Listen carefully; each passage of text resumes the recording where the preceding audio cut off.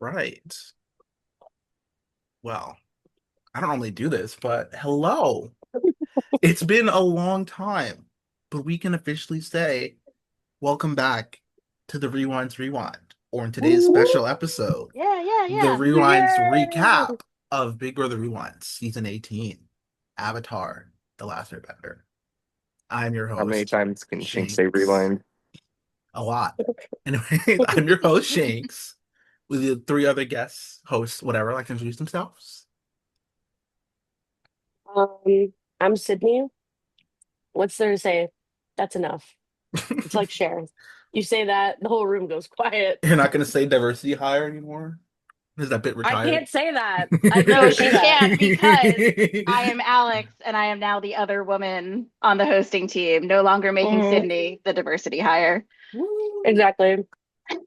I'm Excitedly great. so.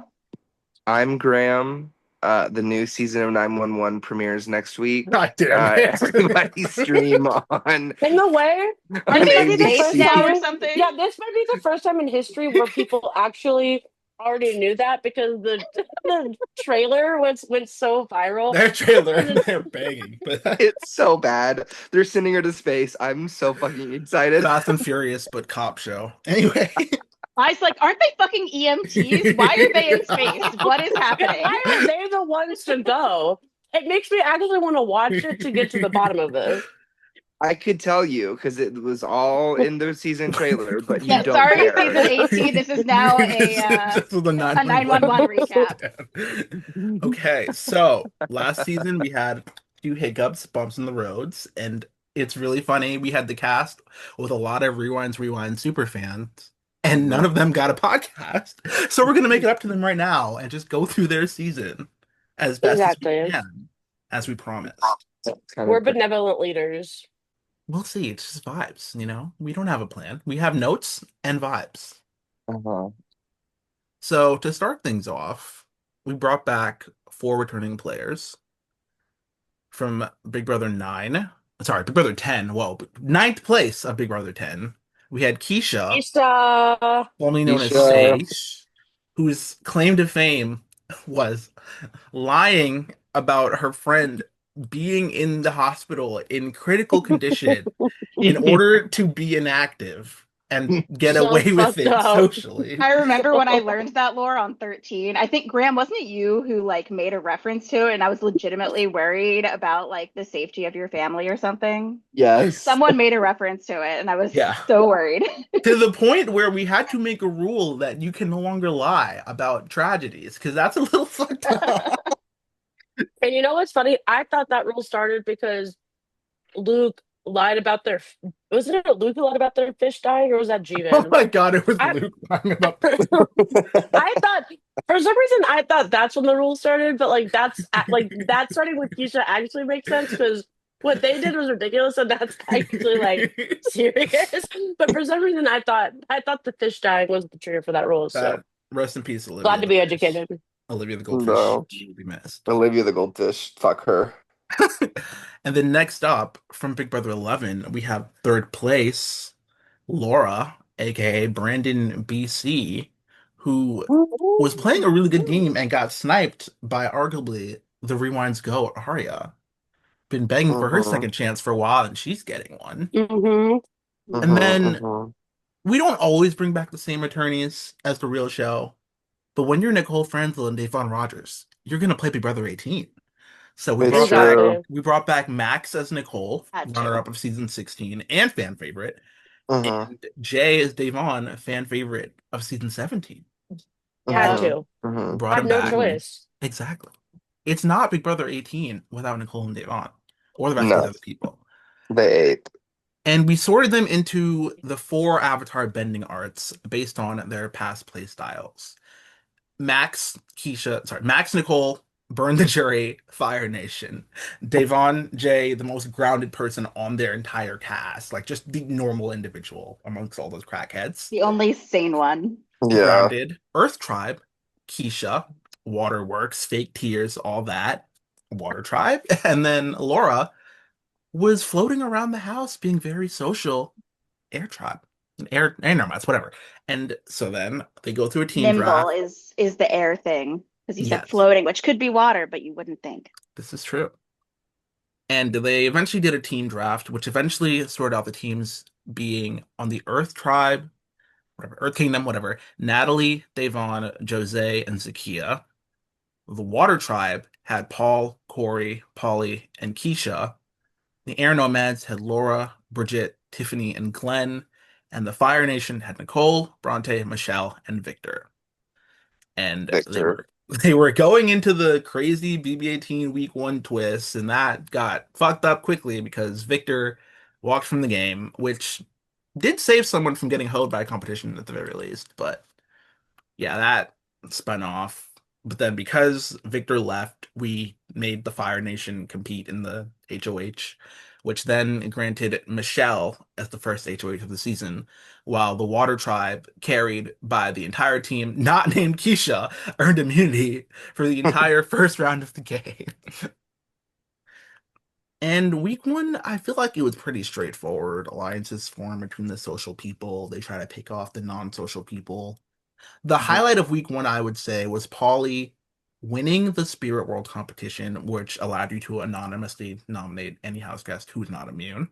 He nominated Bridget and then won the veto, took Bridget off the block, which is like honestly a galaxy brain play to make a free ally, especially when they don't know you're the one who put them up. Yeah, I love Uh-huh. that. That And was fun. Tiffany went up, which started her little block star streak. Mm. And there was a bit of a fight between Glenn and Jose on the block, with Jose just beating down on Glenn for no reason. And then Glenn, my IRL friend Matt of like a decade, not IRL, but my friend of like a decade, was the first person properly evicted. Rest in piss. Rest in piss. Rest in piss. And I will Yeah. say, Nicole and Day, like they just came out as like clear, social, and strategic. Like the newbies were still, I think, kind of like scattered. Like it took some time for the big newbie players, I think, to like arise, like a few weeks. But Nicole and Day just came out like swinging, not surprised at all. Like Yeah. they were clearly like kind of leading the pack at that point in the season. Yeah, at this 100%. at this point we had done the power rankings and Nicole and Da'Vonne were top in the charts. Our bender of the book, which is player of the week, was Nicole because she came out of the gate swinging, picking up right where she left off. And because I think this is where I don't remember exactly, but I believe this is when the Kyushu Warriors formed, and they formed not around Nicole, but like due in part to Nicole picking out who she liked and whatnot. And I think that Hmm. kind of helped set up the rest of the game structure. I would say it formed around the three vets. Sorry, Keisha, we're gonna exclude you a lot here. The three active vets, just The kind of like hell. coalescing and just being like, who do we like? And then they pulled in Natalie and Michelle and Bronte, and that girl group basically Hmm. ends up running the game for most of the game, even when they are not in power. We'll get into them in Yeah. a little bit. And then yeah, so going into the next week, Devon takes the HOH, which continues the Kyoshi Warriors, or I guess starts their dominance, whatever. It's a pretty straightforward week here. They want to go for Paulie because he's like not really social and is kind of a calm threat. And Tiffany is the one who wins the Spirit World this time. And for whatever reason, she nominates Michelle. Well, not whatever reason, but she didn't like Michelle, nominates Michelle. Then once again, the Spirit World winner wins the veto, and she takes herself off the block, obviously. Bridget goes up, but it really didn't matter. It was She was never going home, and everyone voted out Paulie except his Water Tribe people.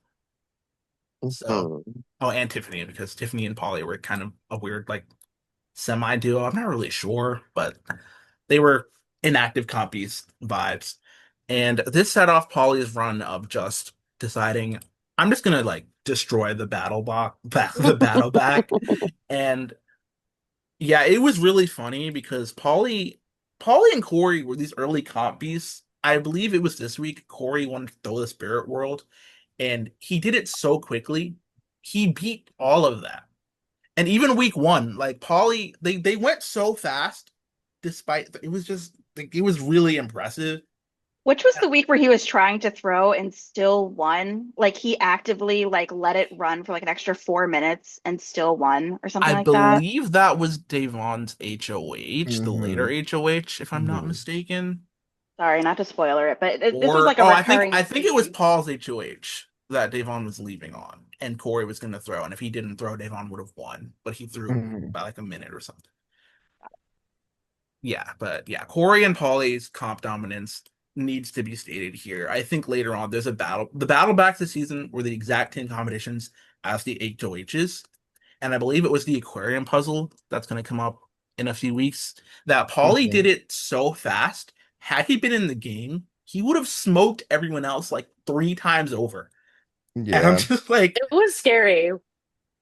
he was insane. I And was then, scared. yeah, and Corey, I think this week, he didn't want, for whatever reason, Corey liked to throw comps a lot. He didn't want to win Spirit World, even though it was anonymous. And so he did it really quickly, blew everyone out of the water, and let his time run like crazy. So he didn't, but like he would. I feel like I made a note to say, yeah, Corey would have smoked everybody here. But yeah, week 2 ended. Paulie went home. Nothing crazy. And then we get into I guess week 4, And I whatever. do want to say before we move in Go ahead, yeah. that this is the very first time I think we've seen Davon begin to bridge out into this new game plan from her past season. Whereas the previous season with Devon, it was very like, I'm gonna do what I'm gonna do, and this is my life, and like I will do whatever is in my best interest and be really loud about it, regardless of whatever, like even my allies say, right?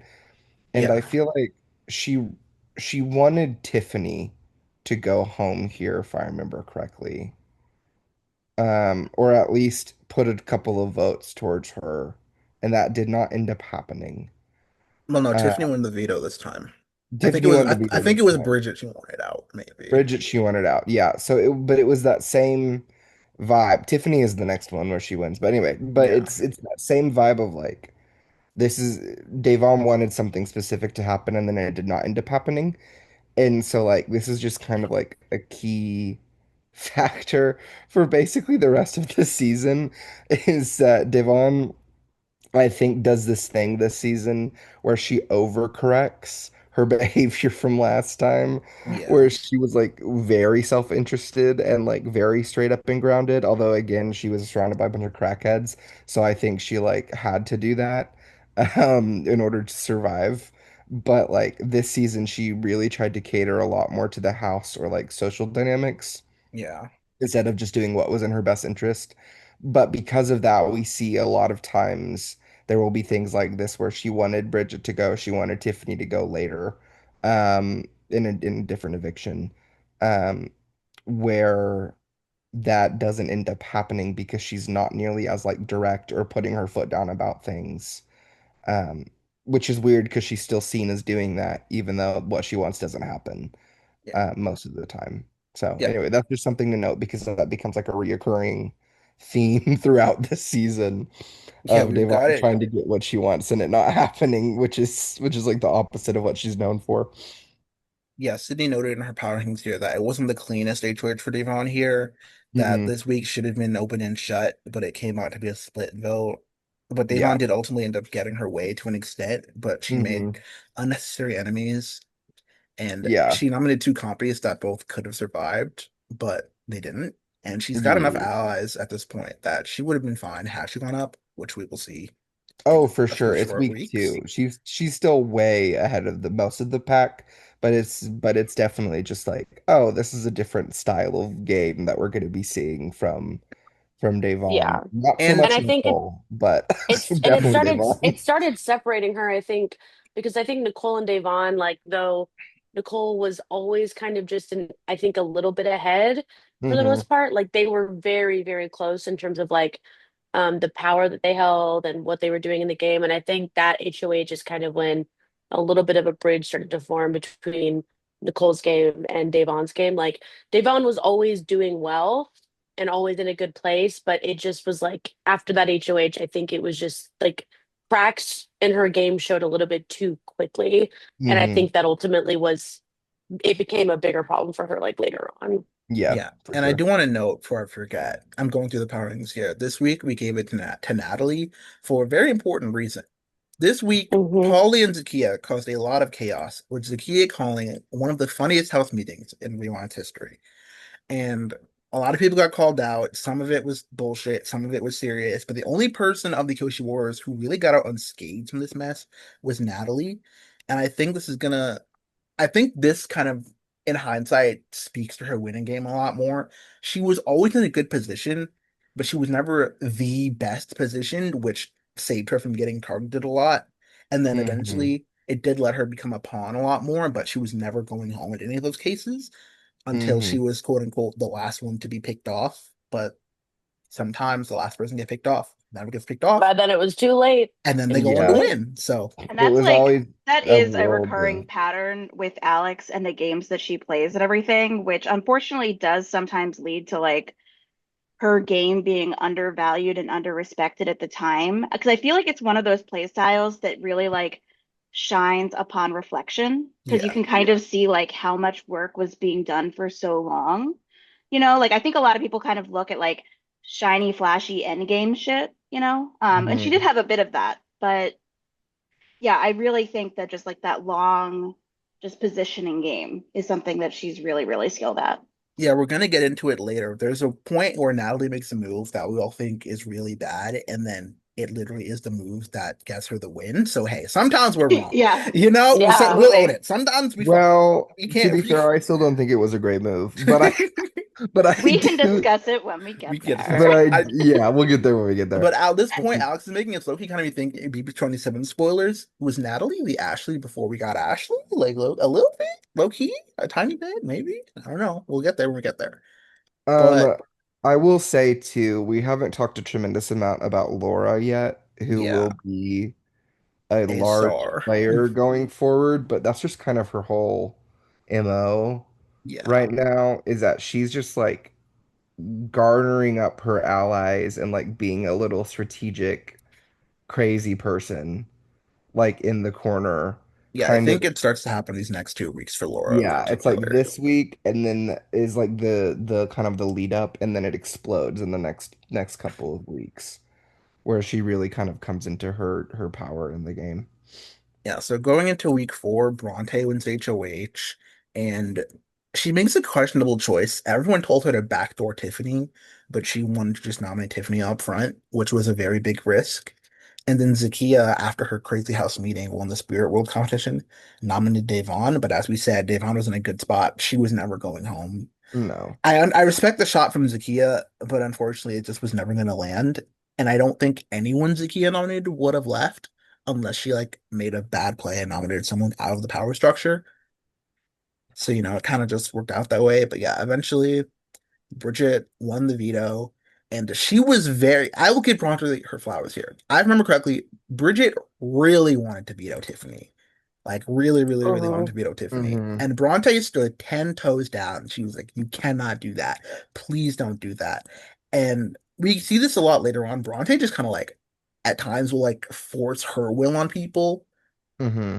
Oh, Not when to, Bronte's activated, yeah. she's fucking activated. It Bronte is was like, shocking. you are Yeah. not doing this. You are not in any way, shape, or form vetoing Tiffany. And ended up, Bridget almost voted out Tiffany. She didn't end up doing it, but like Hmm. at that point, I feel like Bridget, you already burned the bridge. You might as well vote her out. But hey, that's besides the point. And yeah, Yeah. Bronte gets probably one of the cleanest earliest HOHs we see here. Gets Hmm. Tiffany out. It was a little bumpy, but she pushed her will. Tiffany went out the door.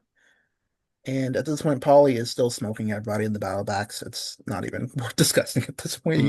He Hmm. hoed them all. Hmm.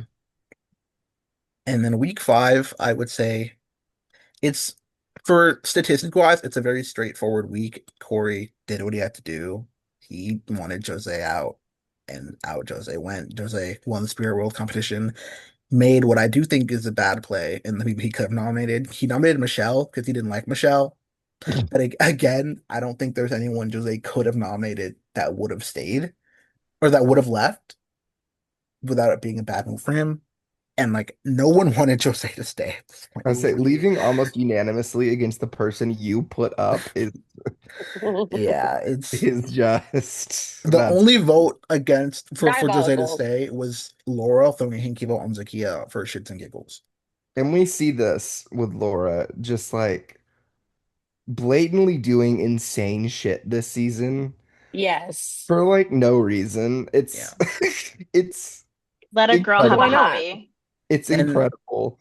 at this Uh, point, I'll go ahead, bro. it was that she just lies. Sometimes Laura at this point, because we're in week 5 now, Yeah, Laura is really, really amassing her power. She's kind of bumped up to literally just right behind Nicole, yep, in the rankings, because this is like right after, like right a little bit before Nicole finally gets got for her positioning. yeah, But like, because speaking of messy HOHs, she'll have one coming up soon. oh But yeah. But the Laura of it all is that she's beginning to put her power together, and most of that power is coming from her just lying to people about things for no And reason, no Yep. one fact checking a and damn people thing. just believing her. They took her word at face value, and we have to give Laura her credit. She had a social game, but people would take her word at face value and Yeah, not no, think twice absolutely. about it.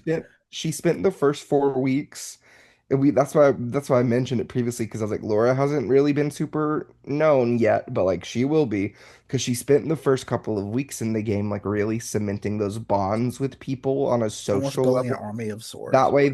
That way she could then just be like, all right, now this, and just start like spitting like lies that she just made up. That there's not even, she wasn't even like bending the truth a little bit. It was just things that never happened that she would just say, and people would just believe her. Most diabolical fan fiction in the world. I was obsessed with it. Yeah, It a was hundred it was percent, Laura amazing. was so powerful to watch. a hundred That was a percent. delight. So at this point, at the end of week 5, we gave Corey Bender of the Week, and the power Mhm, rankings thus far going into the final, what would have been, I guess still was, the final pre-jury round slash first jury round.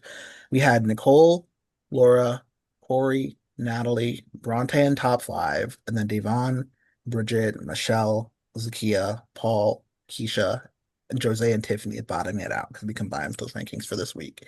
So mhm, yeah, this point, we're going into week 6. Paulie has won the bet. He kind of hoed Jose. We did the ghost game for the final battle back. Jose got smoked. It wasn't even close last year.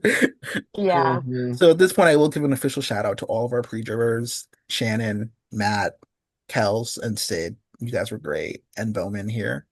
We go into mhm, week 5, or it's week 6 here. Paul wins HOH. It's kind of an upset a little bit. And we have the round trip ticket shenanigans going on. No one could get it right, which was really funny. It's similar to what we saw in season 7 with the coup d'etat thing. People, or even 16 with the clues for the button, people were jumping their guns, going a little too early, swearing they had it right, and then more things get deleted, and they're like, oh my God, I'm so stupid. I should have waited. But ultimately, we land on Bridget Dunning, our captain, collecting the round Yep. trip ticket, which mhm. almost comes into play. We thought it wouldn't, but it almost comes into play the very next week. It really should have. And then we have Paul. This is a funny round here. Paul nominates Bronte because Bronte nominated Paul on her HOH, and Bronte Mhm, was so mad about it. And it was just really funny. And then here we also have Paul nominating Natalie for the first time, which also kind of kicks off their story arc in a little bit. mhm, And Bronte wins the veto, which is really because it was funny because she thought she was gonna lose, but she won it. Bronte comes off the block, Michelle goes up, and unfortunately, Paulie, due to a real life personal incident, did have to walk from the game at this point. mhm, And it's kind of meta, kind of not, but he wanted to know if him walking would cancel the eviction because he didn't want to fuck up Paul's HOH and like basically have Paul take himself, like take out an ally and not lose an enemy. But mhm. rules Big Brother state if you're not a nominee, you're not the HOH, and you walk from the game, the eviction will still go on. So Yeah. Paula leaves the game, becoming our final juror, pre-juror, which then sets up Michelle to become the first member of the jury, which will kind of have a domino effect later on. Kind of not really. It's controversial, but So that's definitely me. Uh-huh. Michelle, who would have been the final pre-juror, is now bumped into the first member of the jury as she gets evicted Hmm. here. Hmm. And Our queen. this puts Our Michelle, queen. our May Taco Squad superfan legend, in the battle Hmm. back because Big Brother 18 has to have so many fucking battle backs. But this also We're gets her. glad this will not be happening again, by the way. This I was gets like, her Glad in that the. our glad they got a chance to fight back, but making however many fucking battle back combinations. Oh bitch. horrible. Oh Annoying. bitch. Annoying. Every day I wanted to die. Grodner and CBS should have thought about the fact that a decade later, a bunch of nerds will try to recreate their game exactly on Discord. And Play, there's honestly, a possibility. Cue Bella looking through the window. And this is why I just try to look for players. I don't deal with the competitions. That is simply not my purview. Thank yeah. It you. was awful. So yes, at this point, Paul, I would say at this point we still have Laura at number two in the power rankings, but I think at this point I want to say this is we're gonna get into it right next week, but this is where I think she officially snatches the game from Nicole Hmm. and cements her and Corey in the power position here. And it's just the funniest thing because Laura has been throwing the Kyoshis under the bus to Corey this entire time. They've been building the little army of the lesser active players, and they're every day they're like, "We're the underdogs. We're gonna beat the active people up." We're like, y'all two are running the house. You have all the info. You are literally at the center of the game from basically this point on, and it's just so funny. And them touting underdogs, underdog. Like y'all are the chefs cooking in the kitchen right now. And so I think we that is something we need to touch on that we did neglected to mention. Last cycle is the cycle where Corey and Laura finally really submit themselves as these like secret number ones. Uh, Mhm. and so And you very important it's for the extremely game. important. It's the entire plot line of the The season. best duo of the Yeah, season, for but sure. Is that Corey and Laura duo that ends up running the game, and they don't think they're running it the whole time, which is like crazy that they're like, we're and it's like, you guys are literally the best They're position. like the persecuted masterminds of the game. No, literally. It's fantastic. Yep. You're in the best position. You're in the only alliances that are actually doing anything. I Like hate to break the visual of Graham sitting in this dark room talking about masterminds is so funny. You Go see like ahead. a faint glint of his glasses. That's how you know where his eyes are. I'm sorry. I just had to for the visual for the this is a vote. It's giving like the Riddler, like in his videos he sent to Batman, where like you can't see anything, you're just like breathing and stuff. But yes, they were running the game from yeah, basically this point no, on. but Laura. It's serious. It's very It's serious for very them. And serious. This is it was serious for me too. Yeah, yeah, yeah. It's they Jesus Christ. No, but they really like are in the in charge of the whole season and they think Large they're and in not. charge. But they're like this duo. Corey is not in the Kyoshi Warriors, but Laura is feeding him everything the Kyoshi Warriors are Everything. saying. Yeah. They also key this week or the next, I think it's because I wanted to mention that because we're going to cycle six now.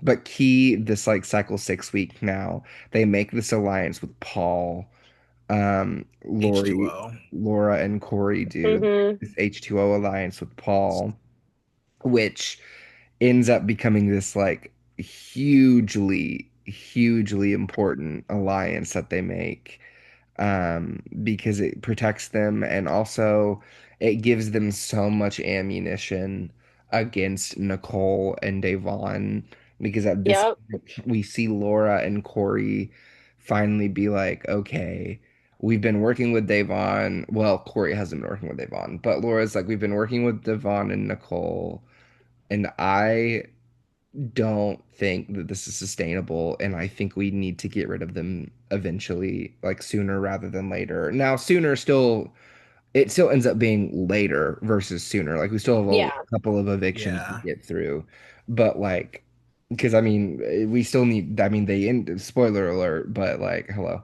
But Devon and Nicole end up going seventh and sixth, right? But Yeah. Hmm. so there's still a couple of evictions, more than a couple to get through. But this is kind of that key cycle moment where they make this alliance with Paul. Um, and kind of get that going because Paul will get evicted and come back. Now I really am jumping ahead, but Paul will get evicted and come back. And but because of this alliance they have with Paul and this thoughts that they have against Yvonne and Nicole, they get really sorry, Sydney's slowly moving her camera to include her rat dog is crazy. They We This have fun angle here, is diabolical. guys. This we have angle a is diabolical. Anyway, yeah, sorry. our this I'm sure all of our audio listeners are really going to enjoy this medium. They can Um, imagine. They can imagine. but they so this alliance that they make with Paul is I literally cannot stress how important it is because it breaks open the game. It is the catalyst for the crack that happens between Laura and Corey and Devon and Nicole later in the game when Paul goes and then comes back. It's just really important to mention here that that all happens in cycle 6 because that lays the groundwork for like the entire jury phase. Mhm. Um, Yeah, for and sure. And I think it also really like goes to show how much more powerful like a tight trio is versus Mhm. like a Mhm. looser big alliance with cracks and everything. Like an Yeah. alliance that big, Mhm. you're gonna wonder like where you stand within it. You know, like you're gonna start kind of thinking end game and go like, well, shit, like am I just gonna be like cut early? You know, like you really start trying to figure out like where you stand. And I think a trio is just much more solid, you know. Yeah. And at this point in book 6, going into book 7, Nicole was Ben of the Week because she was able to get out of Paul's danger on Paul's HOH by making a connection with him. That paid off. But going into week 7 now, this is where Laura officially snatches the power away from Nicole. The HOH here was infection, which I remember because Max kept complaining that it was infection. And he was like, I'm this HOH was forced upon me. I didn't want to win it. It's not fair. And it I wanted to wasn't keep true. throwing. It Ugh. wasn't true. Oh, the He world's hard. absolutely like Non-consensual HOH. I forget how it happened. Like I don't remember exactly, but I do remember like there was absolutely an opportunity for him to get not get this HOH, which I think would have been just like jump in right in the beginning Yeah. and like immediately take yourself out of it. And so Hmm. like And he wanted he to, did and I think Laura yeah, talked him out of it or something. yeah, or something like that where it's like so he acted like and obviously, like this is just like the heat of the game, but he was like, yeah, he was like, there was no way I wouldn't have gotten HOH. It's like, actually, you couldn't have. And that's on you, baby. That's on you. I And do But then it I do was love the unfortunate for his idea that game. it's just like it's just like I'm so popular Yeah, and like so literally, no. loved that Like I I could have was always never gonna won get this HOH because HOH. everyone loves me. Like no one was ever gonna infect me. It's like, well, good for Uh-huh. you, good for you. But like, let's be, let's humble ourselves a little bit. And then Nicole was humbled. And then Nicole was Hmm. humbled a little bit. yeah. Hmm. Hmm. And then I think I remember also we had allowed Paul to be able to start the chain if he wanted to. I think I remember Bronte was like trying to figure out the Bronte spent too much time trying to figure out who should volunteer so that Paul wouldn't start the chain. They spent so much time that Paul just came online and started the chain anyway. And then Bronte got taken out first. She was like, "Fuck!" Yeah, literally. And at Very this point funny. now, we also have the first care package, which was kind of a dud, and the spectators gave to Devon on purpose because they wanted to nerve her. It was the veto pass, which effectively gave you immunity from pre-veto nominations and forced you into the veto competition, so you could not be backdoored. But it was Nicole's HOH. Devon was never going home this week anyway. So, Yeah. No. and at this point, Nicole nominates Bridget and Zakia, sweeps the week, and this is where we get to the round trip ticket almost coming into play here. There was a Hmm. for a lot of the week, we thought a vote flip was going to happen and send Bridget home, and because she had the round trip ticket, she would have bounced right back in. I can only imagine.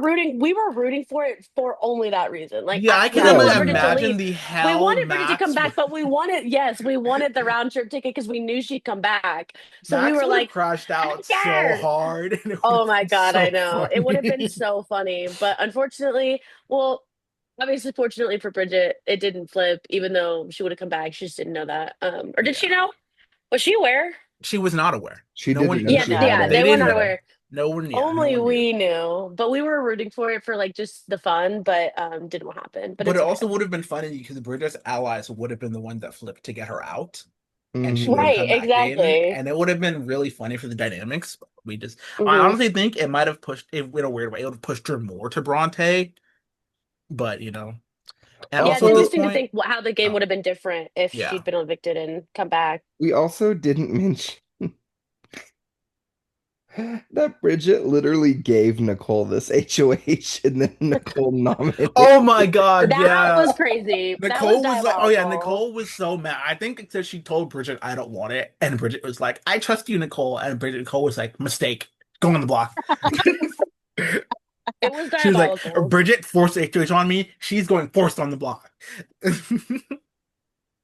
Yeah, Crazy. Max has that great yeah. crash outs, I've got to say. It's so funny. Yes. Oh my God. Mhm. Nothing like a good Nicole F. Max crash out to make the season feel just warm and cozy for me. And It feels then like home. I was talking to Yeah, Haiku about exactly. this actually just a few days ago about how like BB-18 was like he wasn't actually the sixth Kyoshi warrior or seventh Kyoshi warrior, but like they all, for the most part, individually liked him, and were never gonna try to pick him off until like it was too Hmm. late if they Hmm. had their way. And I think he was telling me that something I forgot. Part of why he was so mad at Da'Vonne and Nicole was that Laura kept lying to him and telling him that Hmm. they were targeting him and talking Yep. shit on him, and he obviously trusted Laura more to not go fact check that, and so that was kind of more props to Laura for like turning Corey against any lost relationship he could have had with Nicole at this point. Yeah. Because she They was still, just him and feeding Nicole still him. kind of work together very tightly, but it was like weird on and off type thing that we're about to get into. But yeah, Hmm. big ups to Laura. This is the point where we give her number one in the power rankings and player of the week, all that jazz. 100%. Yeah, Yes. I feel like that is worth calling out with Laura and Corey is as much as they are like this amazing duo and like duo of the season and everything, her like pathological lying is not like he's not exempt from that. No, he No. she No. lies just as Yeah. much to her duo. It Yeah. is absolutely unhinged behavior and I respect it. To gaslight, So it's like you gotta like if you're gonna gaslight everybody, you might as well keep going. Don't just stop at one. Like Right. get the whole honestly, I cast. feel like she gaslit herself at points. So like Honestly, I Oh, think so. truly, yeah. I believe yeah. there's a point where she got convinced that Nicole and Da'Vonne were plotting against her, and like, they have to go. They're too social. They clearly have another alliance because I have another alliance, so they must have one too. And the whole time they're locked in Kyoshi. They love Laura. She's like top three in her trust rankings at this Yeah. point. Yeah, as much as And we were talking about Paranoia. like the Nicole F, Max spirals, Laura had her very own spirals of her own, yeah, just of like the paranoia. She was going through it in that Yeah. confessional. and Yeah. then this leads us into our quote unquote double eviction that never truly was, Hmm. unfortunately, Yep. where it was kind of like I believe this was the knockout HOH, if I'm not mistaken, and Laura was like ready to go, guns blazing on the Kyoshi Warriors, and we're like, Laura, that would have been Laura is so lucky that she messed up the competition and got taken out in like the first few No, rounds, literally. because if she had won and then called out Kyoshi Warriors, they would have been like, I believe she messed up a later question too. I'm not exactly sure, and they would have been like, Laura, what the fuck was that? And she would have called them out, lost HOH, and probably gone put it up on the log if she can't talk her way out of it. And I don't know how you talk her way out of that. But I think the biggest highlight of the week here was Corey winning the second care package, the Iceberg Immunity, which shut him out, which was supposed to shut him out of the game for a few hours for the double eviction.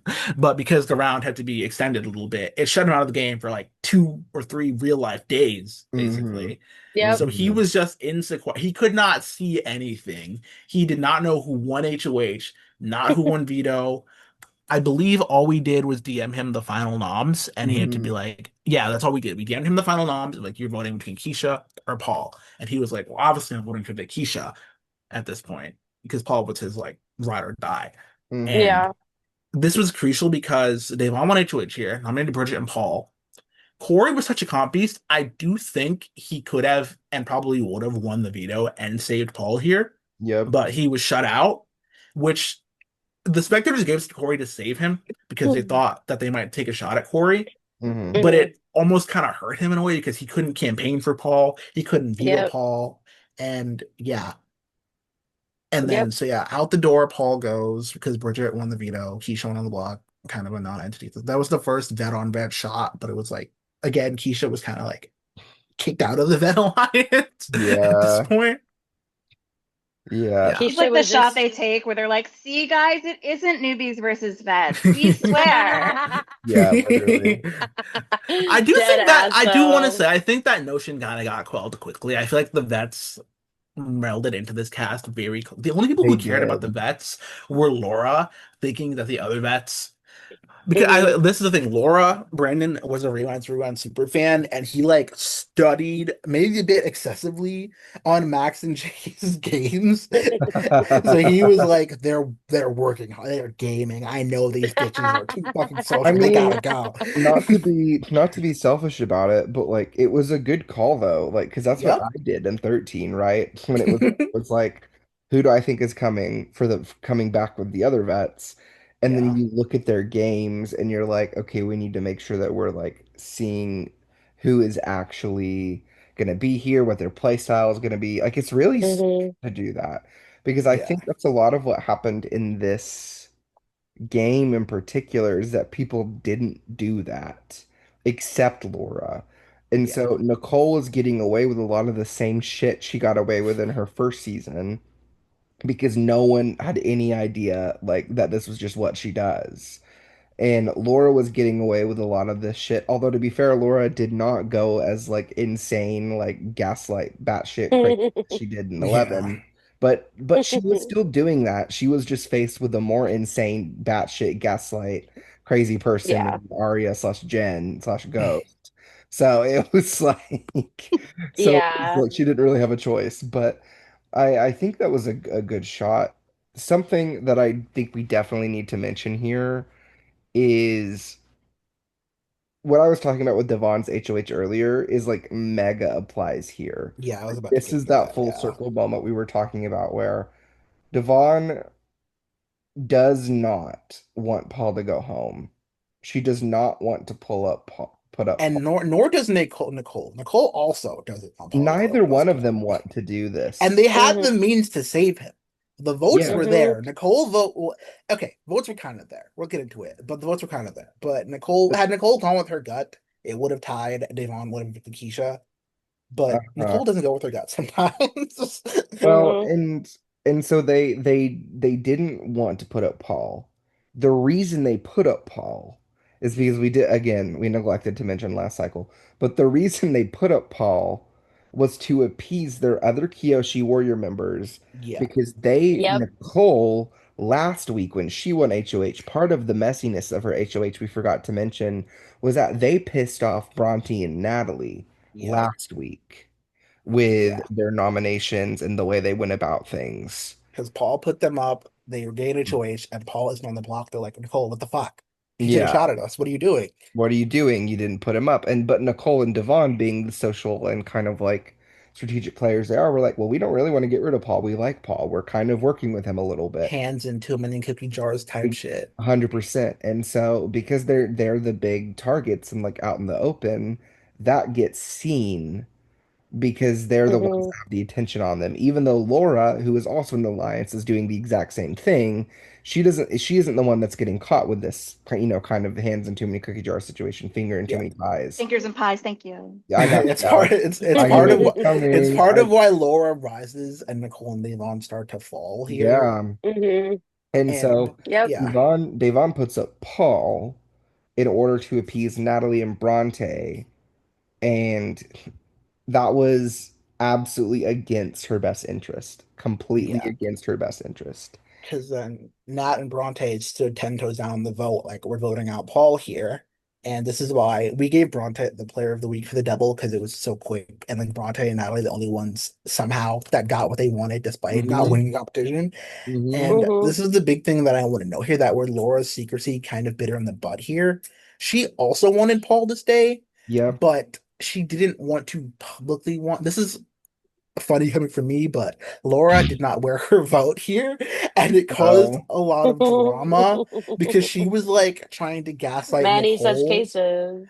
try to gaslight Hmm Nicole into voting to keep Paul, and then like trick them into doing a tie. When if she just went to Nicole and was like, "Yo, Nicole, I want to keep Paul. Let's do it. We have the votes. Corey's going to do it. We can force a tie, and Devon will keep him."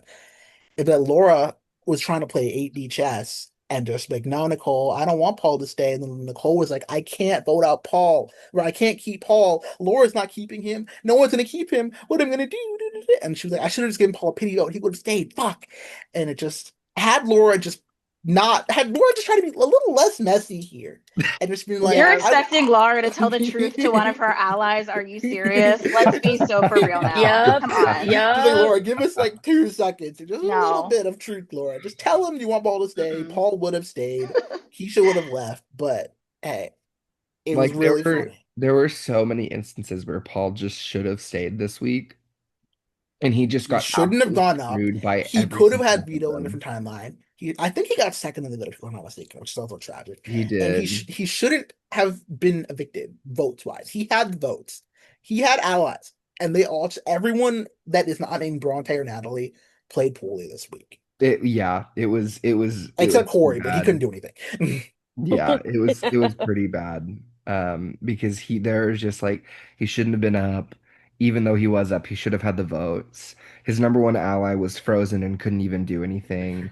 Actually, and that is true, is Corey is the major missing piece because I do think Corey would have been able to bridge that gap between Laura Yeah, and Nicole this Yeah, Oh, week, for I think sure. so. absolutely. like Yeah. 100%. And Absolutely. but because he was gone, he was ironically the voice of reason between Nicole and Laura, which like is really scary to think about, but like like horrifying to think about. But like truly he was kind of that voice of reason between both Nicole and Laura. And so him being out was just like the absolute worst thing that could have possibly happened this week. Hmm. Um, because what happened. So, but yeah, that was just it was all because Devon kind of just got away from her instincts because she was trying to overcorrect from how she played the first time.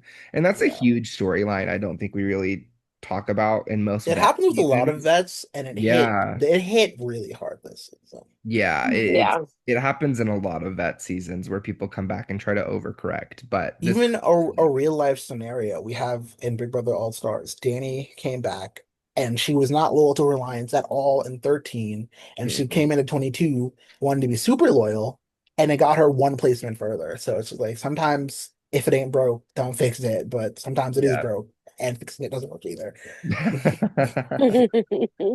They're saying she's the one who's broken, or is that what you're saying, Shinx? No, What's going on no, here? no, no. So Shinx hates women is what I'm Yeah, that's what I hearing. No, think I'm hearing. And we've been new. no, And we've been new. no. Anyways, I say that. And then so also That's off this women. this shut up. Shinx trying to silence a woman. So this point is also that Laura lying to Nicole about wanting to not keep Paul will also come back to kind of bite her in the ass later on Mhm, when Paul mhm, returns, but we'll get into that. mhm. But yes, double eviction is said and done. Zakia's vote flip didn't come to fruition because she had no allies. Double eviction was crazy. We're going into weeks 8, 9, whatever, 9, yeah. And Corey comes back with a vengeance, wins HOH pretty handily, I think. Yeah, this is 9. Yes, Corey takes his HOH, and naturally, he's hashtag justice for Paul here. Yeah. And he nominates. At this point, there's like, it's not even a secret. Nicole, Corey, and Da'Vonne are like butting heads. It's like a little Cold War at this point. Yeah. Natalie gets the vote nullifier care package from America. I don't think she wanted this one, which is really funny because there was like a little revolt in the spec lounge to make sure Natalie got it. We love this is I hate spec votes in the real show, but in Rewind it's so funny because our audience goes to there were people someone campaigned so hard, shout out Ham, campaigned so hard that there are people who had not said a word in the spec lounge that were voting for Natalie that I had to put a rule in that you need to have at least talk like twice in here before you start fucking casting votes. There was a shadow DM campaign going on, I think. It's like Yeah. we have the coup de coup with Sheila and Brayden in 11, and this was like the spiritual successor to that. Yeah, people And it's just whipping votes in the spec lounge is crazy. it's funny, but it's like, oh my God. But I love it. Shout out Han. This is Hmm. why you won. Truly. Shout out. Shout out. If Hannah knows anything, it is whipping up a fucking vote. That woman Yeah. is so incredible with Round of that. It's applause. very Round of impressive. applause. We need her in the house right now. I was literally Ridiculous for just about us. to say put her in Scrap the plan. Hand this to Paul. the uh, Okay, so at this next point now, Dan, Natalie and Da'Vonne are on the block. I believe this was the battleship veto, if I'm not It mistaken. was. It And was. Da'Vonne, I think it was Corey and Da'Vonne final round, and Da'Vonne pulled off an upset. And this was another point of contention. I believe it was Nicole and Da'Vonne in the first round, and Nicole threw it to Da'Vonne Hmm. because she gambled that Corey wouldn't put her up, and it would be Yep. worse if she won and took Da'Vonne off, Yeah. which was the correct Mhm. read. Yep. And they did get away with. I think she was a little bit of trot water, but she ultimately got away with it because Corey just was not nominated Nicole for whatever Well, reason. also, Mhm. Oh, I they, remember. Yeah, when they Corey threw went. it, Yeah, go ahead. when they threw it in the literal like Oh least my amount of God. moves it would have taken to throw. So it was like And we forgot to randomize who goes first, so it was just like. it was extremely obvious that Nicole just gave Devon all of her points to shoot at, and I they don't. didn't. Did they intentionally do it in the least spot, or did it just work out that way I by think it pure just worked out that way, but happenstance? it was like extremely obvious. But somehow no one caught it, and they were just like, oh, Devon is so good at Battleship.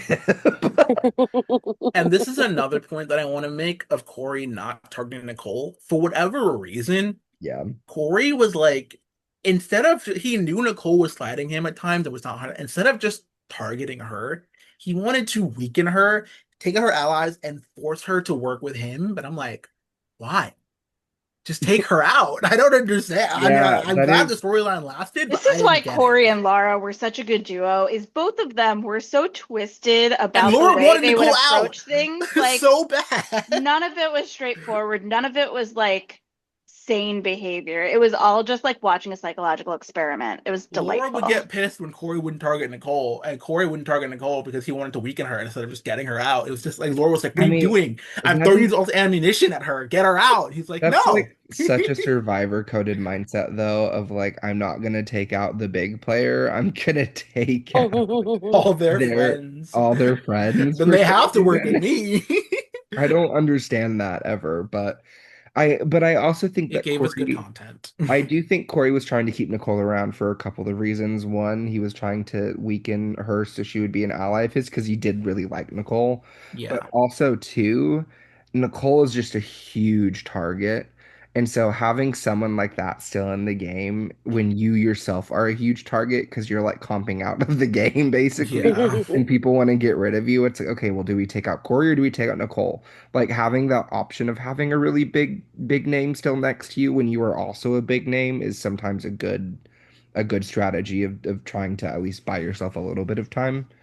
So I think that was also part of it because as we know, Corey does play a lot of Survivor games. And at this point, Corey's only allies are Laura and to an extent and Bridget. So I do get he kind of needed some He allies at needed this he point needed as the friends well. because Paul I'm was not gonna roast him gone. too hard. He needed somebody Yeah, because Paul was Paul gone at coming this back point. wasn't a guarantee at this point Yeah, yet. 100%. And yeah, Devon wins the veto. Naturally, Corey renoms Bronte, which also causes a lot of drama because like Bronte like somehow thought her and Corey were she was really mad that Corey put her up. It was a whole it was a whole thing. It was really funny because Hmm. I think I don't remember if the vote flipped or not, but I know the vote cancellation made a whole lot of waves Yes. because obviously Bridget would have kept Bronte. Yeah, it was just the Bronte, Natalie, and Bridget recreated a real life Spy Girls alliance, but it was almost obvious to everyone that Bronte and Bridget were kind of a duo, so to speak. And so Hmm. Natalie was like, "Well, yeah, I'm gonna cancel Bridget's vote," and then Nicole asked Natalie to cancel her vote. But I also think Natalie was gonna cancel it anyway. But then it was like then Natalie kind of got mad at. I don't remember this exactly. I think Natalie got upset that Nicole. I think Nicole lied about it or something, and said Natalie took it away. But when it was a whole mess. But the point is, Nicole got in trouble for asking Natalie to cancel the vote, Well, also just and it was just like Nicole the didn't have to ask. It would have idea of happened the anyway. idea of walking up to one of your allies who is on the block and being like, "Hey, girl, can you cancel my vote so I can't vote to save you?" It's like Yeah. that's just like bad, bad gameplay. But also, like, I think Natalie eventually, I think that if I remember correct, Natalie was between Keisha and Nicole for this vote because Keisha is like who, but and Nicole was on Bronte's team. So Not logically, who, Nicole would want to keep Bronte, but Nicole did not do herself any favors by just going up to ask for it and just, yeah, she gets but in a little bit of trouble there. I mean Natalie ending up it was kind of a throwaway to give Natalie this. We were like there was a huge spec flip to give this to Natalie. We didn't really think it would come into play, but it actually really did this week because it kind of gave her a little bit more momentum in the votes.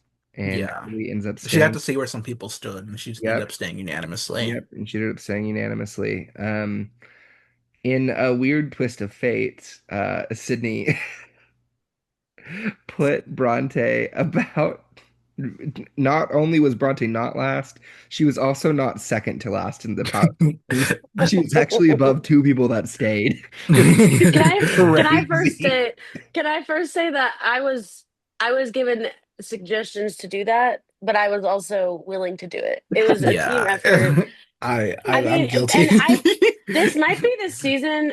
I feel like this is the season, or it's one of them where more than once the person who left wasn't the last person on the It's true. PRs. Yeah. Like it Yeah. happened several times, and because like usually it makes sense. Like even if someone's like fighting and doing a good thing, like if you get evicted, you're gonna probably be last on the PRs because you're gone. You have no Yeah. power.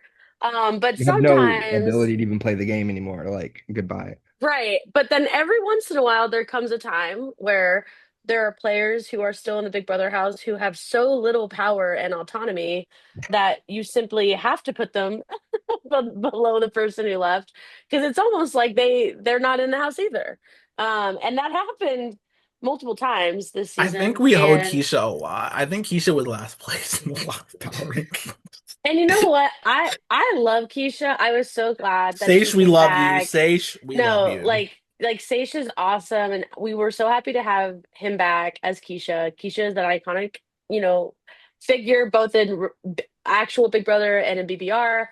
However, it's like Keisha was getting mogged in the PRs for sure. It was It was rough for Keisha in the PRs, but like I think that for the most part, if not completely, I think it was fair. Like I don't think Sage would even disagree with us. Like it hmm was just what it was. But yeah, Keisha was definitely fighting for her life in the PRs on an everyday basis.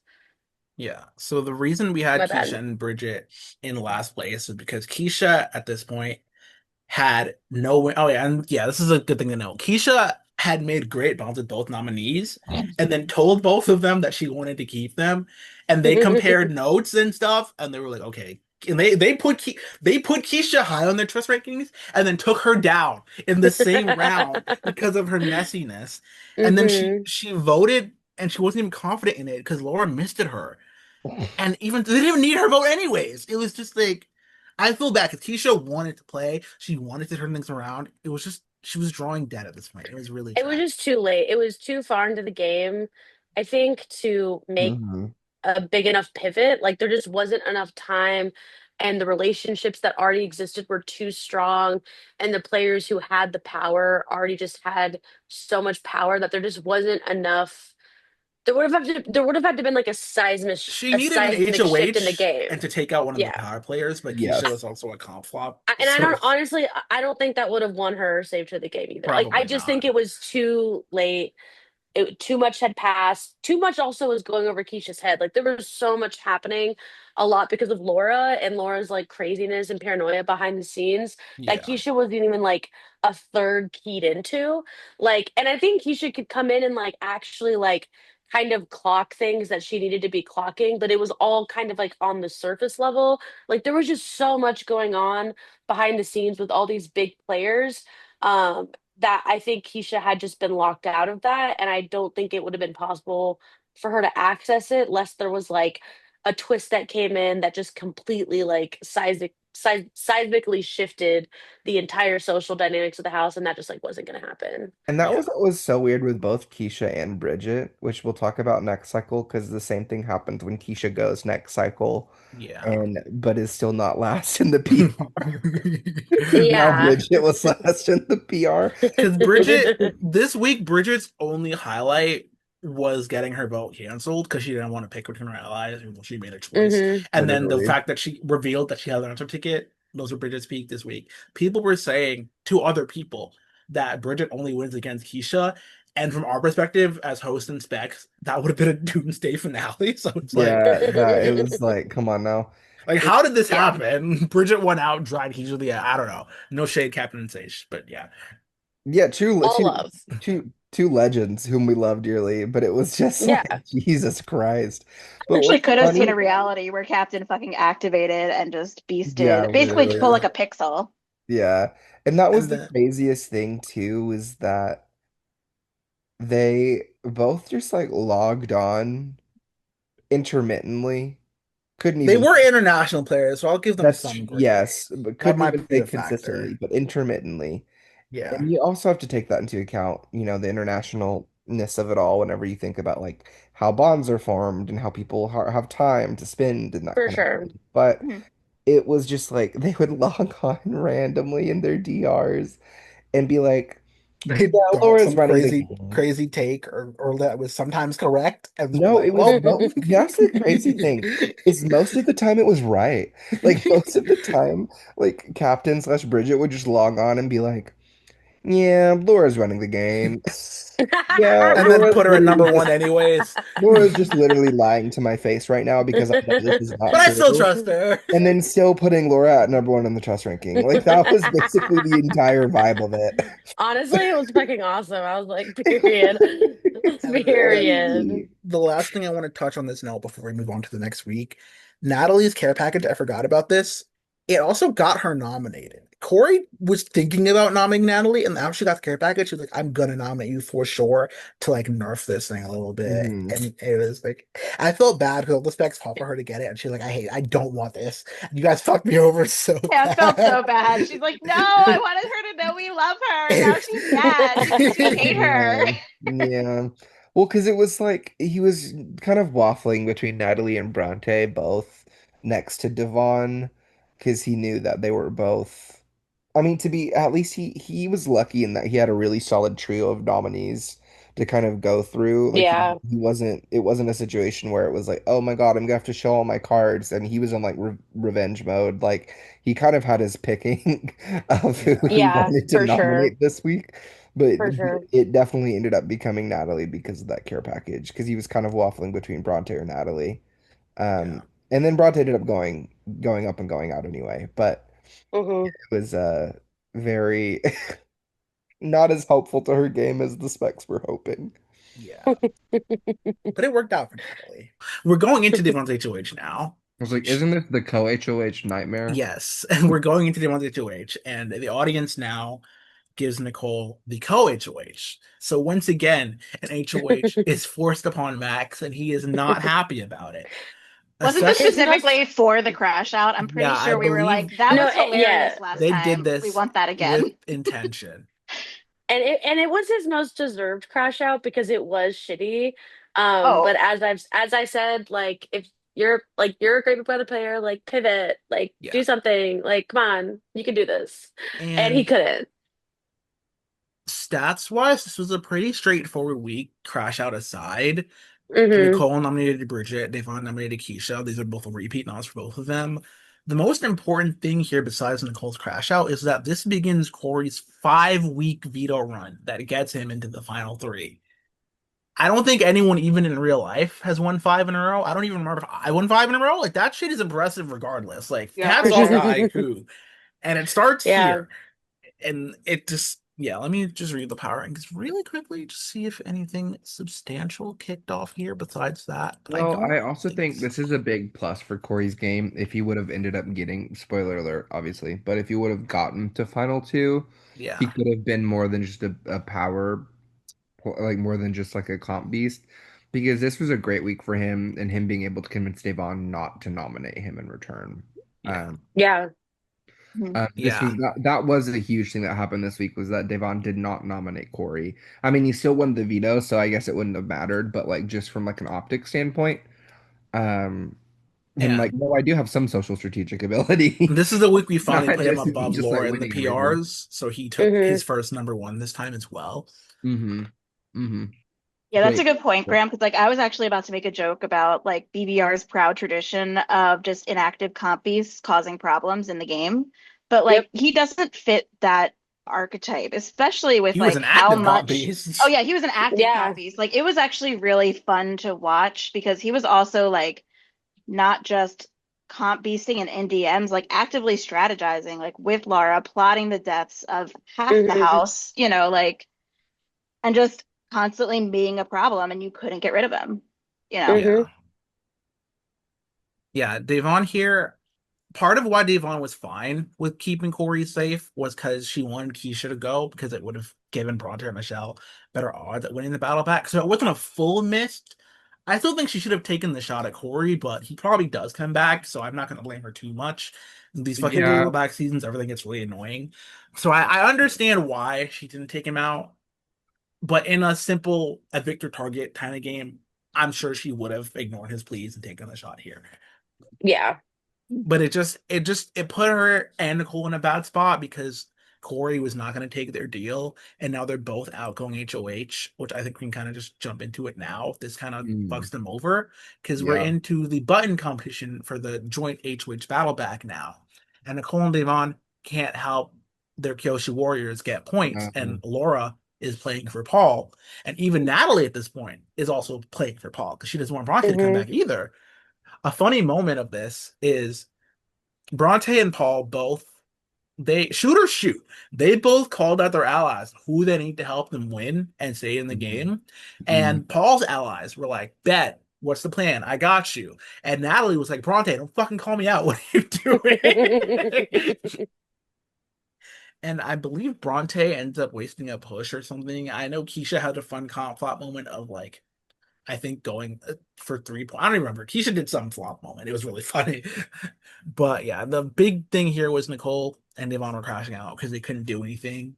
Yeah. And Corey did the math and like knew exactly. It's funny. Corey, when he spec this last season on 17, he was doing the math to see how James or how, kind of how James was trying to block out Jeff. He was doing the Mhm. exact Hmm. same thing over again.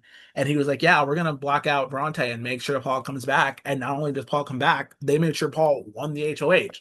So Yeah. Paul came right back into power. And the audience, they were giving the carry package to whoever came back, period.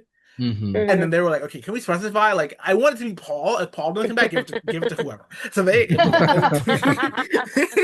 so yeah, Paul came back with all the power. Had he had a sweep Hmm. week, this would have been like a fucking mop week or something. I don't even know. He would have had the care package, Yeah. the HOH, and maybe would have had the veto. It But was Paul just crazy. yeah.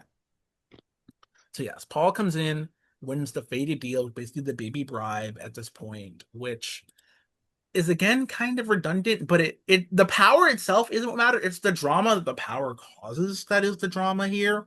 Because Nicole was able, we talked about this before, Nicole was able to work her way back into Paul's graces by telling him this one key fact that Laura was not owning her vote and it was telling her to vote out Paul. So Paul at this point was becoming sus of Laura, especially because he was aware of how like close Corey and Laura were as well. So he was like, okay, I don't trust Laura either. But he didn't suss Laura enough to nominate her, but he did Yeah. trust Nicole enough at this point to A, not nominate her with Da'Vonne, and B, give her the bribe.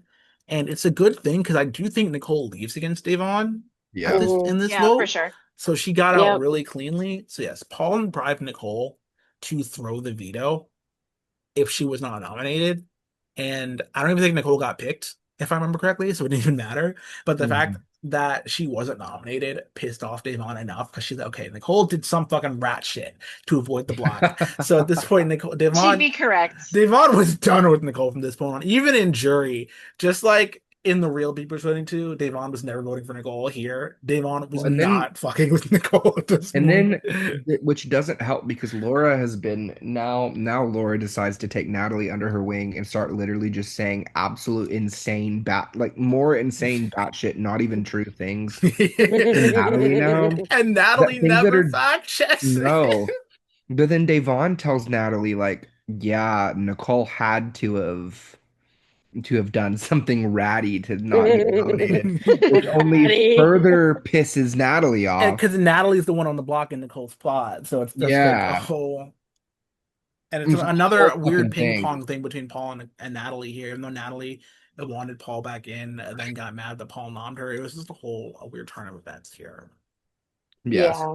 that turns into This, yeah, just like wave of like Devon being public enemy number two, Nicole being public enemy number one, like their entire position just like crumbling. Nicole ratting her way out of whatever she can because that's what she does, and it was a good play of her to at least give her another chance yeah. to Hmm. keep going.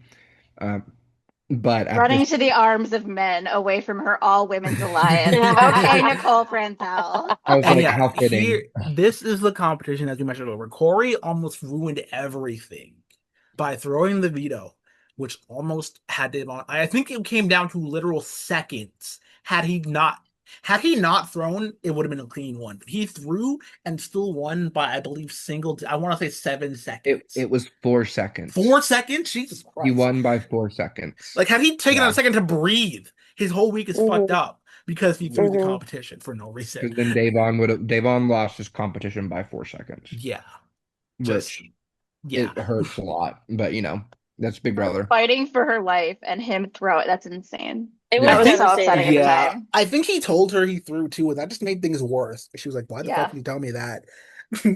Like, come on, bro. Like, what the hell? Yeah, in another episode of bad jury management from the Big Brother 2018 cast. I was gonna say if another person used to sign up for Swan's course on how to throw a competition. No, Like, Yeah. literally. But yes, at this Literally. point, Paul comes back in, is player of the week. Nicole ratted her entire game to Corey and Paul. They already knew most of the shit because of Laura. But at this Mhm. point now, Paul had also managed to turn Nicole against Laura finally. Hmm. But the only L I gave Paul was he didn't manage Natalie very well, but Natalie has bigger fish to fry at this point, so it doesn't even matter at this point. And we'll see that in a second. And this is Where where those seeds of Nicole yeah, having that, or of Laura and Corey having that alliance with Paul is really big because now Hmm. Paul's like, what the fuck? What do you mean Laura didn't, vote to keep me or whatever? hmm. Yeah. yeah, And that and this is not where Corey like diverges from Laura because he's still gonna stay basically pretty loyal to Laura for the rest of the season, up until like super late in game where at that point in like final five through through just like the end, it doesn't really matter who your allies are. It's like how do you win? You know yeah, what I mean? And Yeah. that's kind of like you at final four you can vote out your number one ally, just because like you No, do. Um, I don't agree with that, but that's okay. you're the well, one that I'm gets voted saying out. I'm saying in end game, like that's kind Yes, of fair. true. No, I agree with that, but Did I personally do that? Maybe, but like it's but the but like the this is that moment I think for Corey, and I'll only touch on this briefly because we have more to talk about like later on, like because and also we don't. End game is kind of straightforward, but Yeah, this is that moment for Corey where not where he turns on Laura, but where I think he realizes the scope of how Laura's threat actually is. That she Mhm. has been doing all this other stuff behind the scenes, and that she has been just like lying her ass off for no reason. Mhm. Um, so while this doesn't like cut him off from Laura, I think it finally makes him realize how big of a threat Laura will actually be. Because up until this point, they've been very much like we're the final two, like we're going to final two together. And this is the point where I think Corey is like, maybe, Maybe not. maybe if I'm at final four and I have the final vote, I take out Laura. It's kind of what this turns into this yeah. week. Yeah. So yeah, we'll see. As I mentioned, Natalie has bigger fish to fry, and we'll see that going into the next week where she pulls off an upset, wins HOH, and she's like, I'm tired of this bullshit. Corey and Nicole go on the block. And I want to say at this point, Laura has still yet to get nominated. Spoiler alert, she will not go up again, or sorry, at all until Final Four. And she's Yep, never won an HOH. She got one veto. She basically, had she not won that veto, she'd have the longest blank streak at this point. it's Like, crazy. hats off to her. Her game was so insane. It Yeah. really was. Truly. And then at this point, this is a pretty straightforward week. It was the counting veto. Max had another crash out because he didn't like that we did trick questions or some stupid shit. Whatever he was mad about this week. I will say I did throw a little wrenches in there, but like one of the comps was an optical illusion, and he was like, "What the fuck?" But like Corey clocked it, so I mean, hey, some like multiple people got it. I think. I'm sorry If you you're didn't not get it. slurring at the host at some point, are you really playing Big Brother? Like, Exactly. let's be real. Yeah, it's just part of the. And as hosts, I feel like we spend a lot of time thinking about, is someone gonna yell at me if I include this in the competition? And then I And we have included it just anyways. and we have discussions, and then usually Shinx is like, you know what? I don't give a fuck, and it's like, okay, well, Might even I'll happen be this directing the. season. We'll see. I mean, I can almost guarantee it will. I can almost guarantee it will. And you know what? If people yell, I'm just gonna direct them towards Shinx. As you He can should. take that. I'll be I happy. can guarantee that it will, knowing the comps that we've planned for It Meteor. already has. I can say that. I've already done it at least once. But Diabolical. yeah, at this point, Nicole, I believe, faces eviction for the first time in her over almost 100-day Big Brother United's career, It and also fucking insane. goes Also home. fucking Yeah, insane. Yeah. Yeah, and that is crazy. goes home. I want to say, is it her first time on the block this season too? Oh, it is. Yeah. At this Yeah. point, we're in final six. Corey, Laura, and Nicole.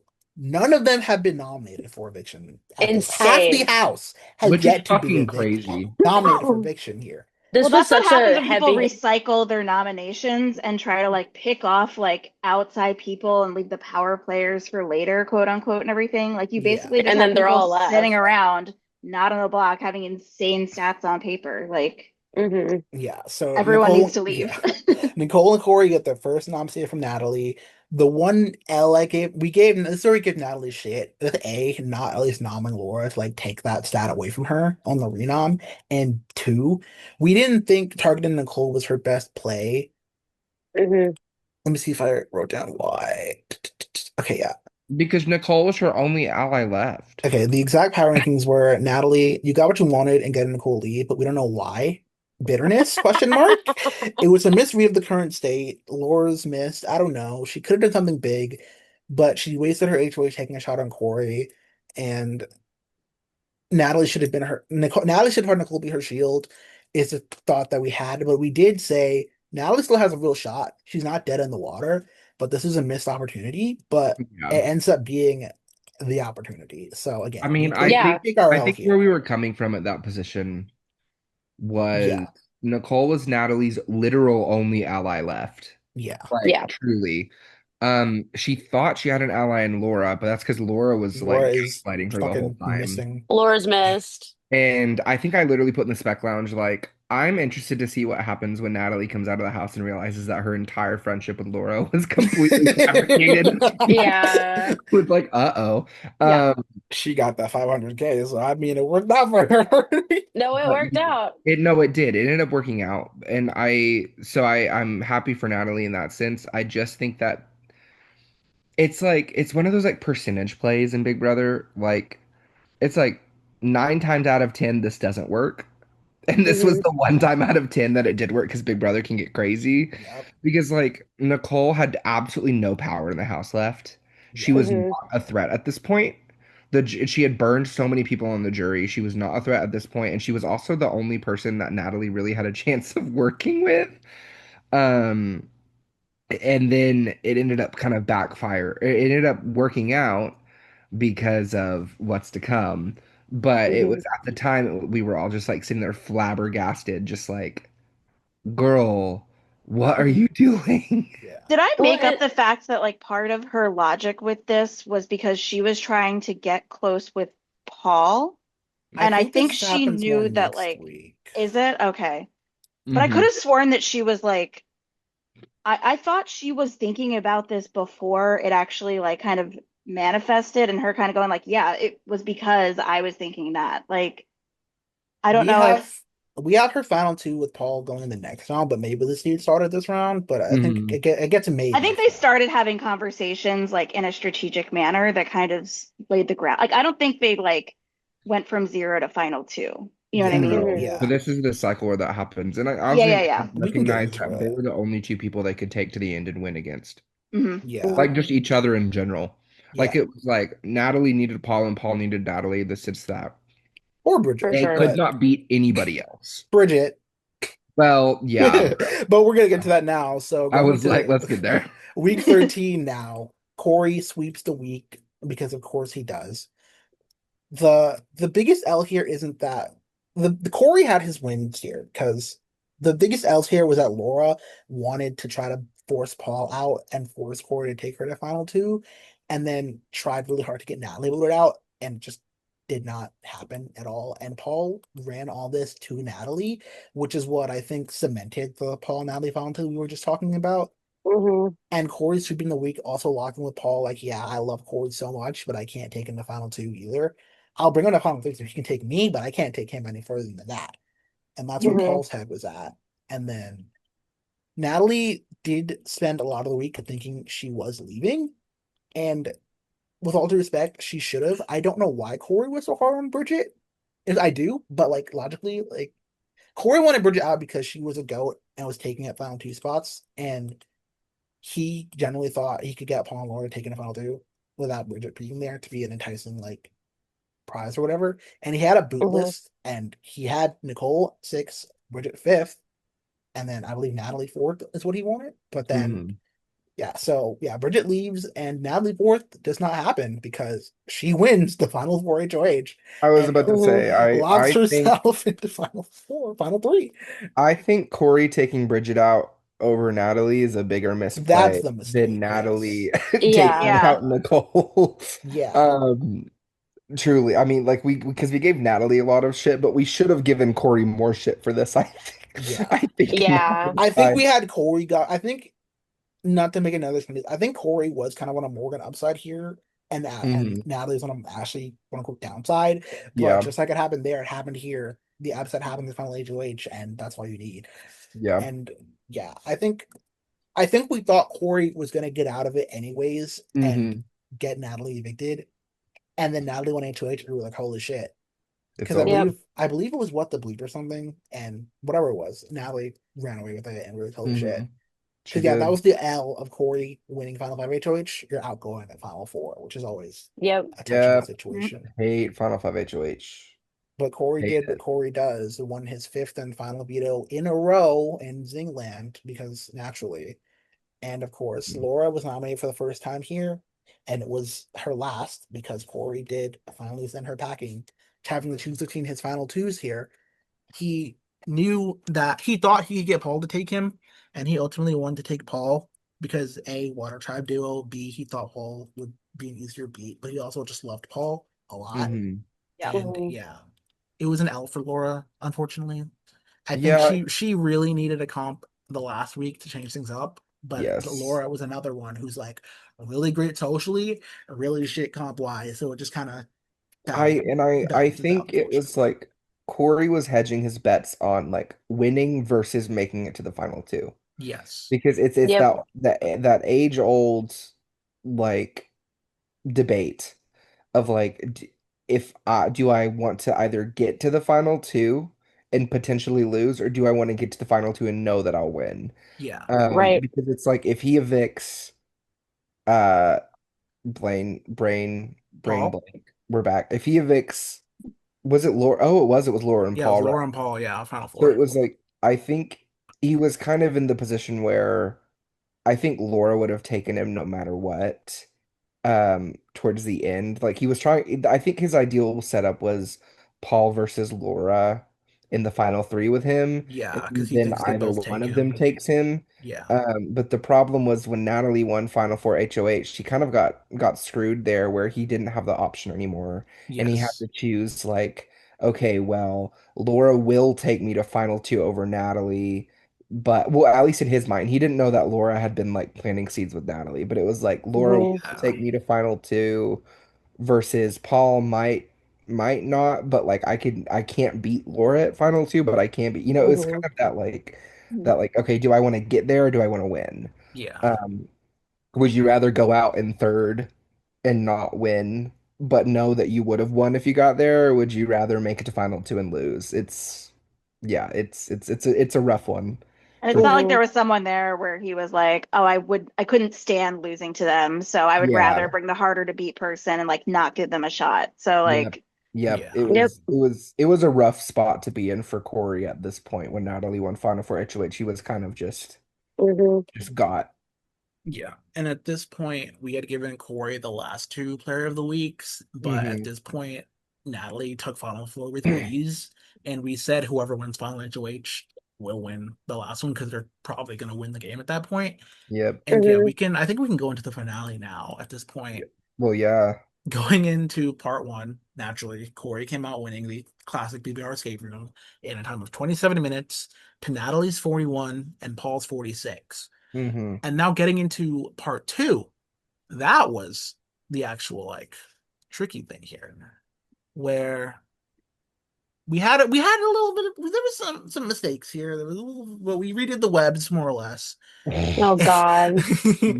Don't even Right. webs are start. so It diabolical. just it was this web was a little bit of a doozy. And let me just say, I wish I could show you guys the crazy picture. I was like writing the web on like actual pieces of paper, like a not a mad scientist because I wasn't doing it well, but like just like a I guess a crazy person. And also the biggest issue really was that no offense to Victor, but Victor quit in the so early with literally he'd done nothing. So he was kind of just a problem. It was hard to tie him into the web because he did nothing. Literally Yeah. nothing. And so he Name was just like, starts with a V. yeah, Yeah. like it was just he was a whole because like you have to be able to connect him to at least two other You people have and have entry they group and what team he was on, and that's all you can and do that was with it. it. And so you had to build the web around him. Like you actually had to build the web around him because he had so little. But building the web around him like just created a lot of It's problems. always It hard was with just first boots, but with the first boots who don't get nominated makes it just that hard. and do nothing. Like yeah, it was just like it was very frustrating. And the webs just like we were fighting for our lives, but it got Yeah. worked out. Thank God. Yeah. It So then was going it was into rough. part two now, this after everything's said and done, they both got a perfect score. The web was decided by 40 seconds. Mm, Paul had 14:58 and Natalie beat him with 14:18. That's like Hmm. one look over, double checking your work of a difference or something. Like, Yeah, Mhm. yeah. it was crazy. It was close. yeah. And then that brings us into a rewinds first for part three. The schedules did not work out for anyone. So we did part three semi live for the first time. And Hmm. because, with all due respects, it's basically the same comp. The only difference is you don't know how your opponent's doing. And I feel like knowing if you're in the lead or falling behind could throw you off. It's Yeah. it's And a different type yeah, of it's a pressure. It's different more like nerve-wracking, I when I think, was going live. against Yeah. Alex, I was freaking out. And then when I build up a good lead, I was like, okay, I just have to keep this going Yeah. because no matter what, I had 2 points in her. So I'm like, I just gotta Yeah, keep the yeah. lead no matter what. But like here, you don't know if your opponent is shitting the bed or if they're dominating at this point. And Hmm. I do think it would have made a difference because ultimately Corey got one question wrong and Natalie got them all right, I believe. But Natalie, yeah, it was 6-5. Natalie's tiebreaker was so bad. Because she didn't, we said in seconds how long did the whatever thing take, and Natalie just saw how long did it take, and she wrote it down in minutes, and it was like, oh my God, Natalie. Yeah. So Yeah. Natalie truly lucked out that Corey got a question wrong. And I don't know if he got it wrong because he couldn't see what she was doing and like change. I don't know. But Yeah. ultimately, Natalie won 6-5. Her tiebreaker did not matter, and Natalie won the final HOH, and obviously did the no-brainer decision of evicting Corey. Hmm. Now we get to the final two, Natalie versus Paul.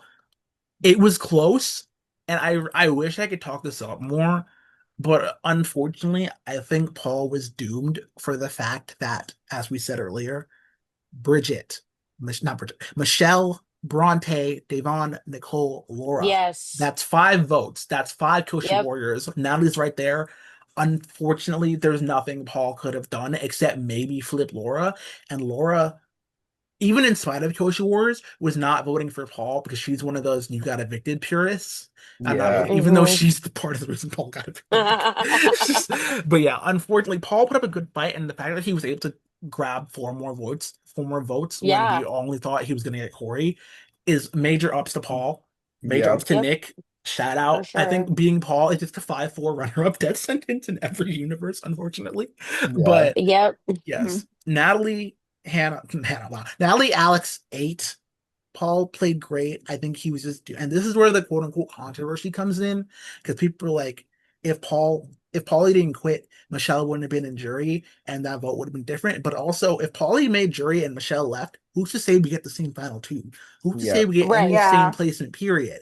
Like it's easy to say, oh, Paulie should have been there and Paul would have won, but everything changes with Paulie being like Paulie's a comp bait. He probably wins more comps. He gets targeted instead of some other people. He would have made different moves than Corey made. Like, I think, Yeah. It probably puts more of a target on the other side too, yeah, because, Mhm. suddenly they're Hmm. no longer these scrappy underdogs. That's a really fucking scary comp yeah, it like almost wall. becomes a big civil war. And if Yeah. anything, no shade to Natalie, I could see her getting knocked out because she didn't win a comp and was the wrong person on the block or something in that timeline. Mhm. Or I Yeah. Yeah. see her still winning because they were taking all the big threats out and she was the sneak under anyways. So Yep. Hmm. this you can't really say it's easy to just say that, but I'm gonna put it in the bed now. Paulie not being there did not make a difference, unfortunately. I'm sorry, Paul, but the game is just too fluid. Too much would have changed with that one Mhm. decision. That Yep. it's unfortunate that he had to walk, and that the optics aren't great for the jury vote count. But Natalie H, she earned her vote. Paul played very well. It's unfortunate what Mhm. happened to Paulie, but the rest of the And he game did played out and how he it did played get out. evicted. Yes, he was Like also evicted I originally. am So unfortunately one of those evicted purists. I'm just like you were literally voted out of the game. yeah. Yeah. Um, I mean, I do think, I mean, I say that. I don't know if I'm actually an evicted purist. I feel Um, I feel like of I've all the won as a games to battle not be backer, so one, I can't be salty. I Yeah, go feel like ahead, of all Alex. the series to like not be like a purist about like, oh, you got voted out. This is the one because we tell them every single You know twist when and it's their yeah. you know what's happening, timing and you know Yeah. ahead when of it's time. happening. People plan Uh, around like the battle backs and everything, but either by like, oh, let's like stack it with the compies, or let's yeah. wait until this is over Hmm. in order to go after them. So Both of like, my seasons, I actively played around it. I was like, yeah, exactly. Same. I can't let this happen. Yeah. I don't So even I want to think it's think about actually like being in super there. valid, especially if you're like, well, actually, I don't think this describes Nick as far, but I think like there are people who kind of go in going, all right, I can maybe play a little bit more bold and forward than I normally would because I have this like comp Hmm. thing to fall back Yeah, on. Yeah. And that's totally 100%. valid, yeah. 100%. And I mean, we even saw it in season, oh God, Graham, season 16. 9 Oh yeah, with Arya. Jin, when Yeah. Jin literally volunteered to be voted out to block someone that Yep. they didn't want Yep. coming A into block swan. tournament. Like that's what I don't. You Yeah, don't get so that she in the could real come back show if you think in. it's happening. Yeah. Mm-mm. So like You there get are it in like people who, Survivor because Redemption Island's predictable, but like here, you don't normally see people like falling on the sword. You're like, I'll come back. It's cool. yeah, people I are think like the closest you get actively in trying to Survivor are vote. people who like give up their immunity to go to fire because they know that Yeah. they'll be better at that than their Yeah. ally or Oh my something. God, don't You even Hmm. see fucking that. get me started. I fucking Yeah. hate that. So anyway, don't But even. yeah, that That shit. is Mm-mm. basically, for the most part, a very compact version of Big Brother Rewind's 18. Yeah. Before I Yep. forget, we have to mention Brandon again. Laura was granted America's Favorite House Guest. Hmm. Yep. Deserved. Mm-hmm. And I do want to give a shout out Deserved. to everyone by name. Shout out Alex, Nick, Haiku, Brandon, Captain, Max, Jay, Seish, Cam, Faven, May Taco Squad, Bowman, Sid, Kels, Matt, and Shannon. Thank you all for being a Woo! part Thank Yeah. of a great you. You. season. It was Shout And I out good. to It was do an amazing Alex, one of season. our newest winners, our reigning let's champion say for the next Mhm. 2 congratulations to Alex months. slash Natalie. If we did not make Yep. that Huge mention, congrats. huge congrats. Because it is, look, there is one winner at the end of the day, And Look. it's you. and it's So you. You know what I mean? Mhm. Like tough shit it for everyone Hmm. else. literally, like fucking And at eat. the end of the day, it's a game about playing with like the hand you're given. And she Yep, did that so well, just she did. pivoting Yep. She and basically survived. like her allies were so shit to her like turn after turn, and she did not let that get her Yeah. down. She's like, fuck it, I'll find new ones. All right, let's work. Yep. Yeah, So that was crazy. That she just yeah. shit on her allies so much. It was like she did not deserve that. So I'm glad she No. ended up And coming out while from we have some time, I'm just gonna look at the awards really quickly just to see if anything stand Don't say them all. out. Don't I'm say them not. all. I'm There's just way too looking to see many. what's God. important.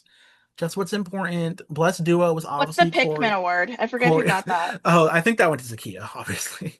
I feel like we did Mm, not discuss Zakiya and her iconotry like enough. It was that's just so true. It was chaotic. The so funny thing, I see chaotic. Lovely. best. We go to best social game and Jackson said, "Congratulations, Bridget."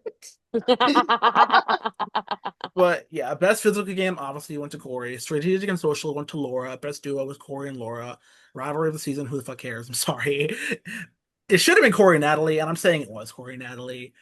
And yeah, that hero of the season was Natalie. Villain of the season was Laura, and player of the season, fan favorite, Laura. We love you. That's basically the Mhm. words that matter. Hats off. I was like, we said don't say them all, please. I I'm didn't begging. say them all. Um, I said the ones that matter. yeah, that's true. I'm trying to think, did we miss, is there any player in particular that we missed covering other than, oh, because we did kind of skip over Zakiya, but I think a lot of Zakiya's problem was just that like Yeah. she was chaos in a season of even more chaotic people. So it Mhm. Can so someone remind me what the house fight was about? Because I She really enjoy a house fight, and I she would like to called recap out that. she basically called out almost all the Koshi warriors just by like random happenstance because Polly and I think Corey told her to. And it's just it was a mess because I don't even think it was like half lies. Excuse me, sorry. Ew. It, it was all half lies. That's that's great. staying in the edit for sure. That's the most heterosexual thing you've ever done. Excuse me. It was all like half lies. It was just Graham's pure face. chaos and just yeah. And some people burp, okay? I'm sorry. But yeah, Look, I It was think I'm Graham's King face. Burp. You're good. that was Big Brother Yarns 18. The plan And what is an amazing season. What an amazing Really season. is. Amazing I yes. season. Really deserved a fun. recap for every episode, but It you know, deserved proper, but shit I yeah. highly happens. recommend if you want to get more into it. I do think the PRs are like the closest thing you can get to kind of Hmm. like a week by Yes. Hmm. week update because we a lot of plot stuff gets put in those. So like if you're interested in that, like you can And definitely get I'm a lot pretty more sure I've detail from shouted out all the those. players of the week. I'm not gonna read the list again. The list is in the channel if you need it. But yeah, that's Hmm. yeah. And And the shout plan. out Oh, go ahead. to Brandon slash Laura again because Brandon will be doing our exit interviews Yes, yes, yes. for BB Season Reruns 19 is 19. in Yay! full swing. The Yep. plan is to Woo! not repeat last season and actually have Reruns Rewind going for the whole season again. Fingers crossed. Yes. It's the plan. It's the dream. We're ready for it. Shit might Hmm. happen, but we're trucking along forward. Hopefully, we keep it up. I think we will. No, yeah, we've been I think behind the scenes we're in a great place for the new season. I just want to say it's my season's theme. I fought for it. We I are in the fought for it so Twilight fucking Zone, but hard. not the Twilight I fought Zone, just I what the Twilights. fuck? What the fuck? And Sydney is a professional podcaster now, This is so you Yeah, true. know, let her In the fucking sense that live. well yes, but well no. The But Twilight yes, Saga. but yeah, so I am very excited for this season. It's going to be super campy and super stupid in the best way possible and Mhm. I clawed the season from the hands of straight cis men that I won't name, but that start with an S and end with an X. I So let you I'm have it. I very didn't fight that hard. right. Anyways. Well, anyway, let us so be very dramatic. excited. Yeah, exactly. So very excited, and I think hopefully, as much as last season, the cast made that season so amazing. Like we were definitely running around behind the scenes a lot with like chickens with their heads cut off. But Yeah. this season, we are gonna be run like the fucking Navy. Like we're ready. We're Yeah. gonna. The podcast is back. Competitions will be made. Like things are And gonna be also the tied cast is down. looking really We insane have a too. nice, So like, Oh my solid God. cast. yeah, we've Yeah, got a Oh, this real Who do you cast. this, think the Yeah. 17th right? player is going to be? Is it Paul? Oh my God. We're going to find out. Or who knows? Who knows? It's We're But yeah, bringing Rachel. it's gonna Nicole be great. back for a third straight season. Oh my God. It's the it's real just our Rachel Riley. Shangela popping out of a It's box. the real Rachel Definitely. Riley. We got Literally. her. Hmm. But yeah, I think that's a wrap on the Big Brother Rewinds 18 Rewinds Yep. recap. And yeah, thank you all for listening. We'll see you for 19 recap episode 1. So excited. Bye. Bye. Bye.